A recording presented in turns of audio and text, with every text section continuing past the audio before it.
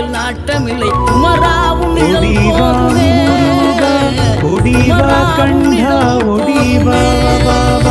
ஆறுபடை வீடும் அருள் வழங்கும் முருகா அருகே நீ ஓடோடிவா மூவிரண்டு முகம் சொலிக்க ஆறிரண்டு கரங்களுடன் ஆதரவு தர ஓடிவா